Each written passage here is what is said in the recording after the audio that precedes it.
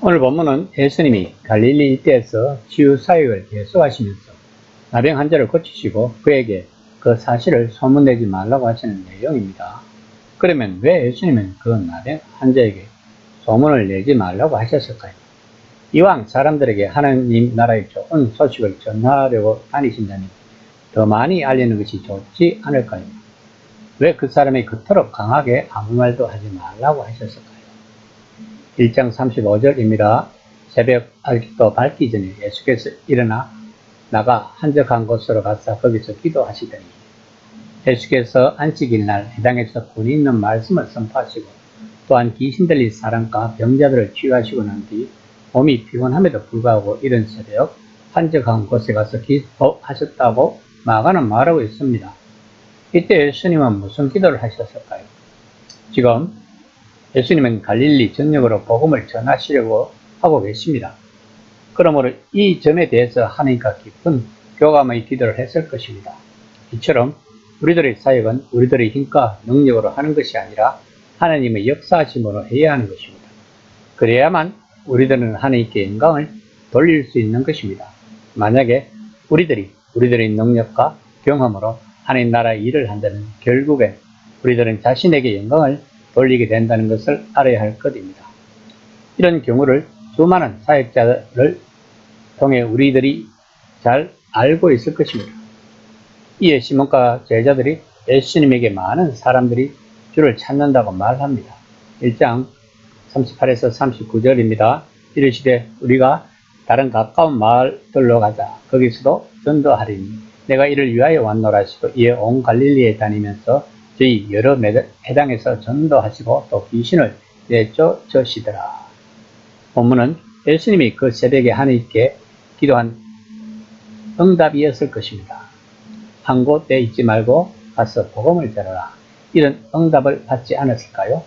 만약에 예수님이 이 땅에 죽기와 병고침 사역을 위해 오셨다면 한 곳에 정착하셔서 그 사역을 해도 무방했을 것입니다. 마가는 예수님이 오신 이유가 그것이 아니라는 것을 분명히 하고 있는 것입니다. 또한 마가는 본문을 통해 예수님을 이적을 베푸시는 자로만 지나치게 강조하는 이단적 기독론을 경고하고 있는 것입니다. 유대 역사가 요세푸스에 의하면 그 당시 갈릴리 상류 지역에는 수천 명의 군락을 이룬 마을이 약 200여 개가 있었다고 합니다. 이곳을 다니시면서 전도도 하시며 죽기 사역과 병고침 사역을 하신 것입니다. 한 나병 환자가 예수님께 나와서 자신을 낫게 해달라고 간청합니다. 1장 41에서 42절입니다. 예수께서 불쌍히 여기사 손을 내밀어 저에게 대시며 가라사대 내가 원하노니 깨끗함을 받으라 하시니 곧 나병이 그 사람에게서 떠나가고 깨끗해진지라. 나병 환자는 지금 구원을 받은 것입니다. 구원의 개념은 큰 틀에서 치유와 회복입니다. 성경이 끊임없이 말하는 것이 바로 이것입니다. 치유와 회복이 됨으로써 우리 인생은 꽃피어지는 것입니다. 다시 말하면 우리가 예수님을 만나면 우리 인생은 꽃피어진다는 것입니다. 이 얼마나 기쁜 일인가요? 이것이 굿뉴스인 것입니다. 그런데 예수님은 그 기쁜 소식을 다른 사람들에게 소문을 내지 말라고 하십니다. 1장 44절입니다. 이르시되 상가 아무에게 아무 말도 하지 말고 가서 내 몸을 제사장에게 보이고 내가 깨끗하게 되었으니 모세가 명한 것을 들여 그들에게 입증하라 하셨더니 나병은 그 당시 전염성이 강한 피부병을 말한다고 합니다. 물론 오늘날의 한센병도 포함될 것입니다. 그래서 나병 환자들은 마을 밖에 있는 특별 군락에서 격리된 채 살아야 했다고 합니다. 눈먼 사람이 나았다면 이제 볼 수 있다는 것을 누구나 금세 알 수 있을 것입니다. 다리 저는 사람이 나았다면 이제 제대로 걷게 되었다는 것은 누구나 보면 압니다. 그러나 피부병을 앓던 사람이 자기 마을에 나타나 이제 다 나았다고 말하면 사람들은 의심할 것입니다. 그래서 예수님은 지금 그에게 공식 절차를 밟으라고 말씀하시고 있는 것입니다. 그 환자는 제사장에게 가서 자신을 보여야 합니다. 그 당시 예루살렘에 거주하는 대제사장을 제외한 다른 제사장들은 유대 지방과 갈릴리 전역에 흩어져 살면서 지역 사회의 종교 업무를 담당하고 종종 서기관의 역할도 했다고 합니다.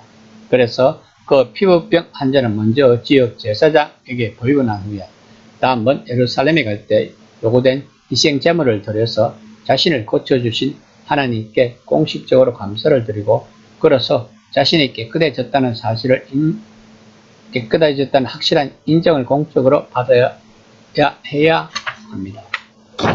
즉, 피부병 환자는 깨끗해지기 위해서가 아니라 깨끗한 사람으로 인정받기 위해 모세의 명령을 지켜야 했던 것입니다. 그렇다면 예수님은 왜 그 피부병 환자의 항구령을 내렸을까요? 예수님은 자신이 성전의 군위에 도전하는 듯한 행위를 한다는 소문이 퍼질까 염려했을 것입니다. 또한 예수님이 공적 절차를 무시한다는 소문이 들 수도 있었을 것입니다. 아직 예수님이 하실 일이 많이 남아있기 때문에 때가 아닌 것입니다. 그 때는 하나님만 알 수 있는 것입니다. 그러므로 예수님은 앞으로 하나님의 능력으로 이정을 행하는 끊임없이 기도하시는 모습을 볼 수 있을 것입니다.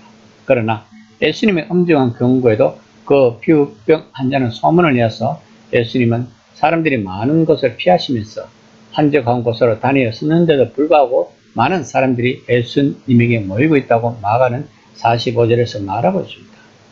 오늘 본문 말씀은 예수님이 기도로 시작하였습니다. 이처럼 기도는 오늘날 우리 기독교인이라면 누구나 기도를 합니다. 그런데 그 기도가 형식적인 기도가 아니라 많은 대가를 치르는 희생의 기도를 드리는데요. 예수님이 그분의 성령으로 임재하셔서 인도하고 경제하실 것이라는 것을 약속을 받았습니다.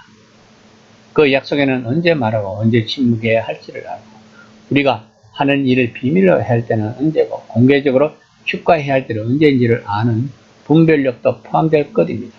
이것이 지혜인 것입니다.